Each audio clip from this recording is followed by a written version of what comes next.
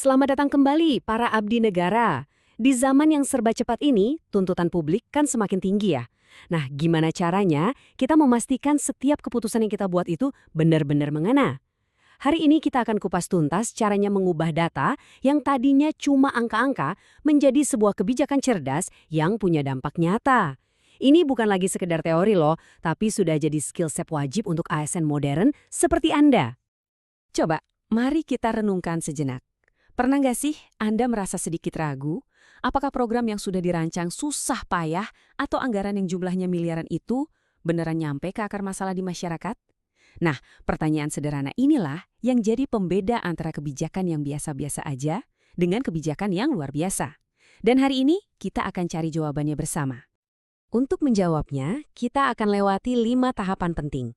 Kita mulai dulu dari memahami apa sih tantangan kita di lapangan sekarang. Lalu kita bangun fondasi data yang kokoh. Setelah itu kita belajar cara menggali makna dari angka, menceritakannya lewat visual, dan puncaknya gimana mengubah itu semua jadi dampak yang nyata dirasakan masyarakat. Sudah siap? Yuk kita mulai. Oke, bagian pertama. Kenapa sih hal ini jadi penting banget? Mari kita lihat tantangan nyata yang kita semua hadapi sebagai pembuat kebijakan di era sekarang. Gini, intuisi dan pengalaman kita sebagai ASN itu jelas sangat berharga. Tentu saja. Tapi kebijakan yang cuma berdasarkan perasaan atau kayaknya begini deh, itu sama aja seperti kita melempar dadu pakai uang rakyat. Risikonya, wah jelas. Program bisa salah sasaran, anggaran jadi sia-sia, dan yang paling parah, kepercayaan publik bisa terkikis karena masalah mereka nggak selesai-selesai. Ini bukan lagi soal risiko, tapi kelalaian yang nggak boleh kita lakukan. Nah, ini solusinya. Kebijakan berbasis bukti. Anggap ini bukan sekedar istilah keren di seminar, tapi ini adalah kompas kita. Ini adalah cara kita memastikan bahwa setiap keputusan yang kita ambil, mulai dari dana desa sampai program kesehatan nasional, itu didasari oleh fakta, bukan fiksi. Inilah wujud profesionalisme dan akuntabilitas kita sebagai abdi negara. Baik, fondasi teorinya sudah jelas ya. Sekarang, mari kita masuk ke bagian yang lebih praktis. Semuanya itu dimulai dari satu hal yang paling krusial, data yang valid. Terus gimana cara kita mendapatkannya? Tolong ingat prinsip ini baik-baik. Garbage in, garbage out. Sampah yang masuk, ya sampah juga yang keluar. Kebijakan kita itu hanya akan sekuat data yang menopangnya. Analisis canggih apapun bakal percuma kalau data awalnya saja sudah salah. Jadi, yuk kita pastikan fondasi kita ini sekokoh baja. Prosesnya itu sebetulnya sistematis dan bisa diikuti kok. Pertama, kita tentukan dulu populasinya. Siapa sih target kita? Apakah petani di Jawa Barat atau pelaku UMKM di Makassar? Kedua, sampling. Kan nggak mungkin kita tanya ke semua orang. Jadi kita pilih sampel yang betul-betul mewakili mereka.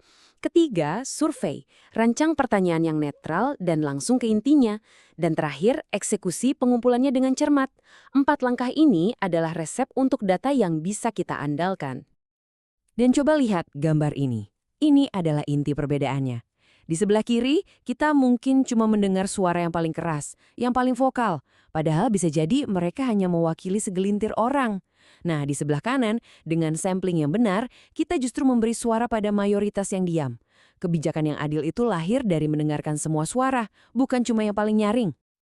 Oke, kita sudah punya data yang bersih dan valid di tangan. Tapi, tumpukan angka ini kan belum bercerita apa-apa. Sekarang saatnya kita berperan sebagai detektif, menggali makna yang tersembunyi di balik angka-angka tersebut. Coba bayangkan data mentah itu seperti suara radio yang suaranya kresek-kresek penuh gangguan. Nah, analisis itu adalah tugas kita untuk memutar knobnya, mencari frekuensi yang pas sampai kita menemukan sinyal yang jernih, yaitu wawasan yang kita cari. Tanpa analisis, data itu ya hanya sekedar kebisingan. Jadi, sinyal seperti apa sih yang kita cari? Bisa macam-macam. Bisa berupa tren, misalnya apakah angka stunting di daerah kita menurun? Bisa berupa perbandingan. Apakah tingkat kelulusan di provinsi A lebih tinggi dari B? Atau bisa juga rata-rata. Berapa lama sih waktu tunggu rata-rata di layanan publik kita? Pertanyaan-pertanyaan inilah yang mengubah data jadi sebuah cerita. Nah, kita udah menemukan harta karunnya nih. Wawasan hebatnya sudah dapat.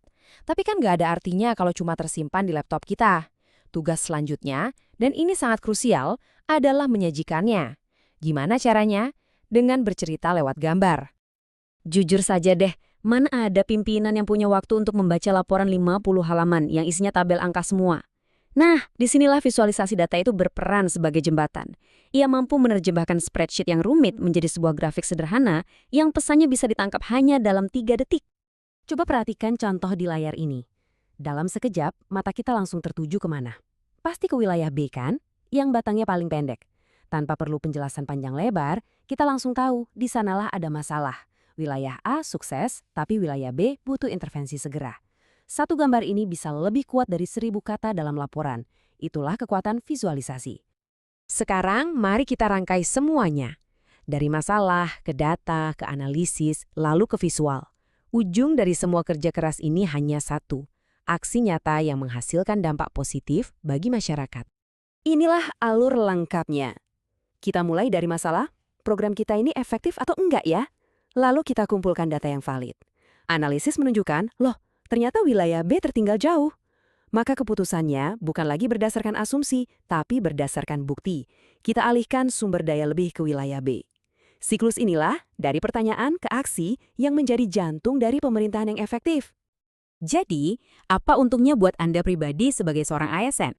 Pertama, keputusan Anda akan jauh lebih mudah dipertahankan, lebih kuat, dan sulit dibantah.